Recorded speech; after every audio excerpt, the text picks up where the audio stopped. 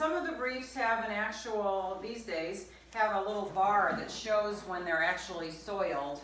And it's really good to do this every 2 to 3 hours. Great time to change the position so that the skin is staying healthy as well. So here we are. She's ready to go. She knows he needs to have it changed. These new briefs are really good, but these Velcros stick to everything. So when I pull it off, I tuck it there under itself so that it's not getting in my way. She's going to lift it up, roll it into itself, so all the soiling is going inside, and it will be tucked down between the legs.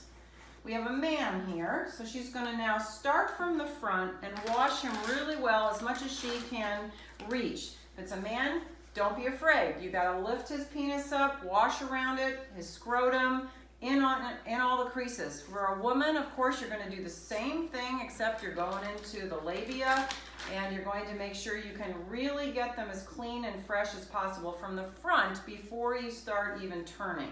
And don't be afraid to use lots of wipes and just keep tossing them as you go. Mm-hmm.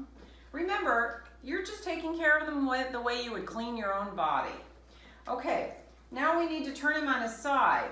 So Brenda's going to pull him a little towards her so that he won't be rolled right into the onto the other side of the bed or off the bed. And he's going to be rolled just like we taught in our other videos, bending the knee, using the shoulder, pressing towards the side. If you have a patient that is unable to support their own body, you can see how she's providing a pillow so he's nice and comfortable. She's going to bolster his upper back so that he's comfortable and that position can be maintained while she does her work. And hospital beds often have side rails, half rails that go about here that are up that they can hold on to. Now she's going to go ahead, his buttocks is exposed. She's going to clean off all of the skin. This is a great time to really inspect that skin. You've got to spread the buttock cheeks because that's the first place that there's going to be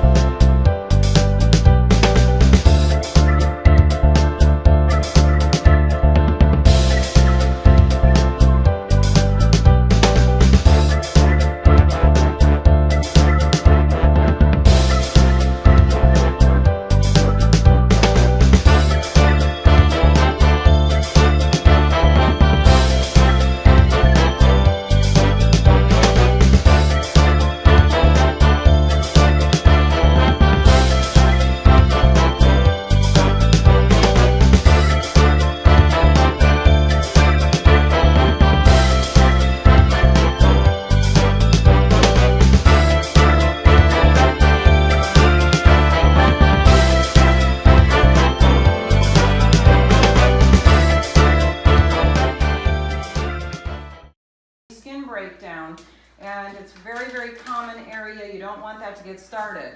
So this is a great time to really look at the skin. Now, you notice how she's she's lifting his leg to get in all the creases. If I was there to help her, I would be standing where she is, lifting his legs so that she doesn't have to do all that work of the weight of the leg and the cleaning. But she's by herself, so she's going to complete that task. Now she's cleaned him as much as she could from this side. She's going to roll that soiled brief so that nothing oozes out. She's getting it as tight as possible and tucking it under his buttocks.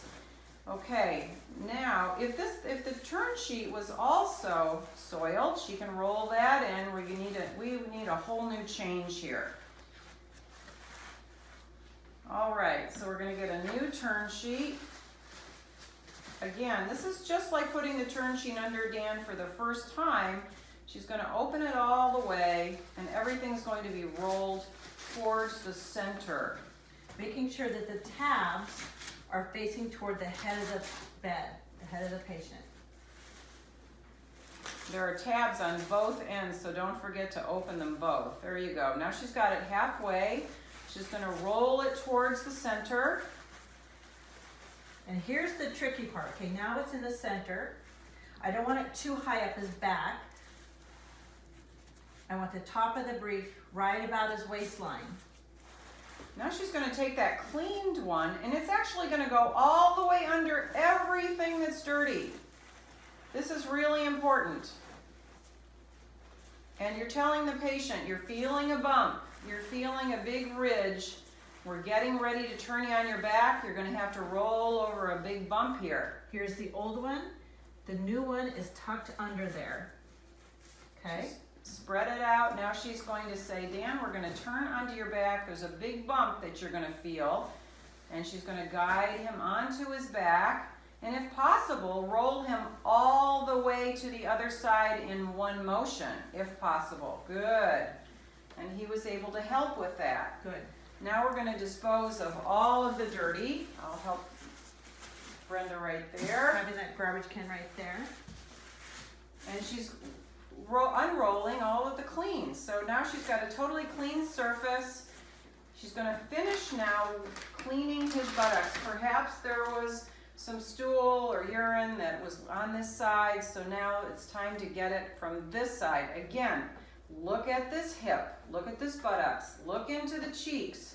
Is there anything that's broken down? If there is, time to talk to your hospice nurse about what to do further. Sometimes this is a really good time to put ointments or lotion onto the skin liberally to protect the skin from the moisture. Pulling this bottom piece through helps. Yeah, so now she's ready to turn him onto his back, and we've got the clean brief all ready to go. This is important to pull this, get it nice and snug, and you have to get it up in between the creases in the legs. You have to make sure that that's comfortably in the crease of the leg. It's also going to prevent any leaking once more urine or stool comes through. And now she's going to use those Velcro tabs to make it snug, but again, don't overdo it and make it really tight because you can have skin breakdown and actual sores that develop from the elastic if it's too tight. So she's just checking to make sure it's not too tight. Okay, he's clean, dry. Now, if he needed to be changed, his position needed to be changed, she could either get to the head of the bed, pull him up a little bit higher like we've shown in the past, or have another caregiver or the friend use the sides to reposition him so he's comfortable. Good job, Brenda.